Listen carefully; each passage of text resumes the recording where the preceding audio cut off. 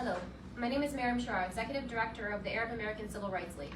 We welcome you here today and thank you for the opportunity to join us on a Sunday.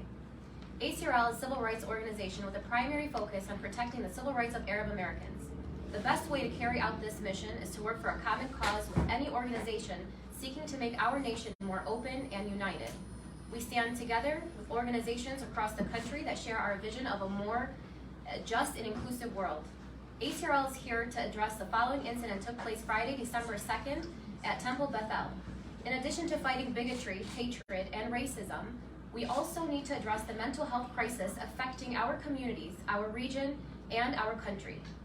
Very little resources have been put in place, and so many people are in prisons and jails that should be in mental health institutions so they can receive the proper treatment needed. Not only am I the Executive Director of the Arab American Civil Rights League, but I am also by trade a mental health specialist. As a nation and as a community, we need to address the mental health crisis that we are facing today. And a great example of this case is Mr. Hassan Chokr. We also have compassion for those suffering from severe behavioral health issues. As a community, we must do more to invest in the diagnosis, treatment, and long-term care of those suffering from serious mental illness. Access to this sort of care, we believe, is a civil right. We call on our elected officials to refocus efforts on helping families like Mr. Chokr's who have spent decades struggling to find appropriate care for their loved ones. Reform can only occur, moreover, with a comprehensive overhaul of our public and mental health laws. We hope, in fact, that the newly elected legislator continue to invest his time and energy into this kind of structural reforms needed. I'm going to go ahead and turn it over to Mr. Nasser, Beydoun, Chairman of the Arab American Civil Rights League. Thank you. Good afternoon. My name is Nasser Beydoun. I am the Chairman of the Arab American Civil Rights League. I want to welcome you here today, and I want to especially welcome Rabbi Lopatin for joining us today. It's a pleasure and honor to have you, sir. Your presence here today sends a strong message of unity and respect between the Metro Detroit Arab and Muslim communities and the Jewish community. Let me start by saying that bigotry, hatred, intolerance, and racism are our common enemy. Many of those who spout anti-Semitism also preach Islamophobia. Our common humanity guides us to condemn words of hate, no matter to whom they are directed. No community, no matter their religious beliefs or background, should be the object of anger, hate, or derision. Our communities have had a long and respectful relationship. Though we might not agree on the issue of the Palestinian-Israeli conflict, here in Metro Detroit, we have shown that what happens in the Middle East does not necessarily affect our ability to foster ties, build relationships, and work for the common good. Our hope that our friendship and partnership can be a model of coexistence, respect, and harmony to others. ACRL has a duty to denounce hate, and we stand ready to support our Jewish brothers and sisters as they recover from what we know was a traumatic incident. We as a community know very well how it feels to be confronted at our religious institutions. We need to use the tragic events on December 2nd not only to stand together as a bulkhead in the face of growing racism and bigotry in America, but to ensure that this remains an isolated incident between Metro Detroit's children of Abraham, and to foster some good by shining a light on the mental health crisis that we all face. Together, we are a powerful voice in Lansing and Washington. Though we stand here together to fight anti-Semitism, bigotry, and racism, let us stand together and shed light on the mental health crisis facing our nation. Once again, thank you, and I want to wish you a happy Hanukkah and a wonderful holiday season to everybody. Thank you. And now I'd like to introduce the Rabbi. So much. Wow, thank you. I must say I could not have said it better than you had. And you're seeing I'm wearing a silly Hanukkah sweatshirt, which lights up. And it's because Hanukkah starts tonight, I wanted to begin my Hanukkah celebration with my brothers and sisters in the Muslim and Arab American community. And I wanted to hope that we can go from a very terrible moment of pain to a moment of joy where we could celebrate each other and what we have in common and how we can stick together. I want to say my son plays basketball, and they did play in high school. They played against a Muslim school in Ann Arbor, and there were some that shouted anti-Semitic remarks. I was so hoping that they could go to that game and feel the brotherly love that really does exist. And so I'd like to ask all of our communities to move beyond any individual who spouts hatred, to appreciate mental health issues and how much we have to put into those and how many resources we have to invest in that, and to move beyond that, not just no hate speech, not just no antagonism, but true brotherhood and love and enjoying each other. And so I'm so excited to celebrate Hanukkah and to wear my Hanukkah crazy sweater here with all of you. So it's my honor, and let's move to love and brotherhood and friendship. Thank you, Rabbi. My name is Attorney Nabih. I'm founder of the American Civil Rights League. I'm here today in the capacity of the attorney for Mr. Hassan Chokr. I first want to start out by thanking our dear Rabbi Lopatin, for the Executive Director of the Jewish Community Relations Council in Detroit, for your commitment and your help and your sincerity in being here today and join us in these forces, and as we stand up together, united against hate. We obviously condemn the actions taken by Mr. Chokr on December 2nd at the Temple Beth. To me, as a parent, personally, it's by no means, it's not appropriate. There's no means do we support or condone such conduct against anyone, race or religion or ethnicity. I have Jewish friends, I have black friends. It pains me to see such conduct, especially when there is children that are involved. This community is united in the sense that we should never let hate, we should never let derogatory statements stand in the way of the love and sincerity that we have for each other. However, we have to deal with what's at issue here. And the simple fact is that my client is simply not well. He needs help, he needs treatment, and not to be in a jail cell. We see the vicious cycle that's happening here. We see what happens if mental health is not addressed with Mr. Chokr. An individual, I talked to him. I actually talked to him yesterday. I visited him. And, you know, some of the media have not seen the other videos that were out there that talked about it. He says, I have Jewish friends. I love my Jewish brothers. I have, there's good and bad in every religion. And he goes on to talk about all of that. That's kind of the stuff we didn't see when the unfortunate events of December 2nd ensued. But this individual does need help. He needs help. I can tell you, as a civil rights attorney, we've seen the horrors that have come to this community, from the Terry Jones to the Bible Believers case, where people are condemning a prophet, Muhammad, saying that he was a pedophile. They're condemning his wife as a whore. They're condemning and saying that you will all burn in hell. We've seen the horrible face what individuals can do when they come to a community. So, in that spirit, we are very concerned that Mr. Chokr, who truly needs the help,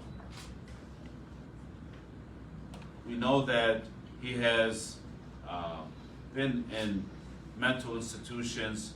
I know Durham Police has called on him a number of times to basically commit him for the conduct. In fact, they've called immediately after this incident on December 3rd, where they committed to the Center of Team Wellness, where he was basically, actually the Bloomfield Township arrested him from that location. They had committed him for 3 days. They petitioned the probate court to hold him for mental health evaluations. And we know that when he is in treatment, such as team wellness and the mental health, we know that the security guard, you can see him on video saying he's been nothing but great over here. He hasn't had any issues or anything of that nature. We have great facilities such as team wellness in Wayne County that could really address these kind of concerns. Hassan has had numerous challenges. He's had, and we know that we hear the numbers about how COVID has affected the mental health, how COVID has affected suicide. Suicide numbers are up, mental health is up. We see that, and Hassan is no difference to that. During COVID, he contracted COVID. During that time, he has numerous challenges where the city, the Dearborn police, ended up taking what he felt his very loved, his dog away from him. He had his business shut down, a mechanic shop, had family that he was away, what have you. All that agitated into a situation where again, mental health goes untreated. You have him coming up to Temple Beth on December 2nd. We've seen that he has dealt with numerous criminal charges, from Bloomfield Township to Wayne County revoking his bond, to federal charges being charged against him, to him being slammed, his head slammed into the wall while he is in custody on a couple occasions, and being assaulted. This is what happens when mental health is not addressed. So we're standing here today and saying, as a community, we absolutely deplore the conduct of what Mr. Chokr did on December 2nd. We absolutely deplore what has happened here, and especially when there's children involved. Especially when there's children involved. I'm a father myself. I don't want no individual coming to my school or my children's school to say and do what they did. However, we have to look at this for what it is. It's a true mental health case, and we want the authorities to address that in a mental health situation. This person does not need to be in a jail cell. He absolutely needs some mental health treatment, which I feel, after speaking with him, it's absolutely viable that he could be a positive and asset to our society if he gets the proper treatment. I want to thank everyone, and again, I want to thank Rabbi for being here this afternoon. And I want to turn it over to Joe, Dakroub. Thank you, Nabih. Good afternoon, everybody. Early evening. I'm glad that everyone's here today, and I'm glad the ACRL put out this statement. It's important, as I said on Thursday in court, it's important that Hassan get the help he needs to grow and to be better and to come back into the community as a better version of himself. I was talking to his brother earlier today, and I said to him, you know, we all let him down. Us as a community let Hassan down, because we saw on Instagram the breaking where he was normal and where he was going through things, the progression into a manic state where it cultivated and ended up at Temple Beth. To the Jewish community, I said it in court and I will say it again, it was a disgusting, deplorable. There's not a word for the actions that happened over there, especially in front of children, as Nabih said. But we have to remember something, that it came from a place of not being well, from things that were said to things that were done. You can tell, even after he was arrested, giving the finger to a judge, mooning a judge. These are all things that show that he's not in the state of mind to be let out. But he's also not in the state of mind to be put in a jail cell, confined in a little cell. He's not getting out of that little cell except to talk to his attorneys 24 hours a day, 7 days a week, held on $1 million bond. That's not what you do to somebody that's unwell. physically or mentally. That's all I have to say. Thank you very much. And with that, I'll turn it over to Hassan, his brother. Thank you. Hello. Peace be upon you. Salam alaikum. Shalom alaikum. My name is Hassan Chokr. As a family member of Hassan, I felt compelled to be here today and speak on behalf of my family and my community. We are wholeheartedly condemn Hassan's behavior and stand with our Jewish community and our brothers and our Jewish brothers and our Jewish sisters in unity. Hassan's actions were condemnable and do not reflect our beliefs. I would like to emphasize in the fact that Hassan does in fact and has been for a long time suffer from mental health issues. He has been in and out of mental health institutions for years and never received the help that he needs and deserves. I hope that this incident gets him the right mental health treatment and builds mental health awareness all over the world, globally, nationally and globally. Again, we stand with our Jewish community. God bless you, Rabbi. Thank you for coming. God bless you. So sorry.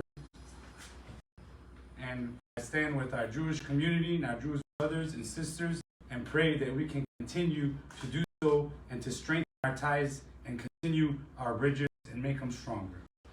Thank you. Open it up for questions. What's next? What's next is going to be tomorrow morning, and 10 a.m. is the preliminary exam for Mr. Chokr. And as a preliminary exam, for those of us that are not attorneys, are basically where the prosecution has put the case to address whether this matter should be bound over for a felony charge to the circuit court in Pontiac, the circuit, Oakland County. That will be tomorrow, and the witnesses will probably be as well as the detective in charge of the case. Do you think they should change the judge? No, I don't see any basis for them to change a judge at this time. Judge Barron has been around for a long time, well respected in the community. I think he's a smart judge, and I think that he will look at this and look at the issues at play and make his decision. Not a biased judge. No, Judge Barron is a very fair judge. He's always been a fair judge. Thank you. What do you hope happens? And this I'm putting my legal hat on. This is not the ACRL view, but I'm putting my legal hat on. Legal hat that we're hoping that the judge looks at this and either does one of two things. Either he dismisses the case, the two felonies for intimidation, or he sends Mr. Chokr to mental health evaluation for competency exam.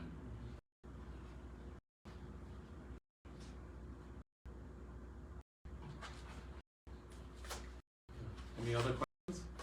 No? Thank you guys. Thank you. Thank you. Thank you. I appreciate your time.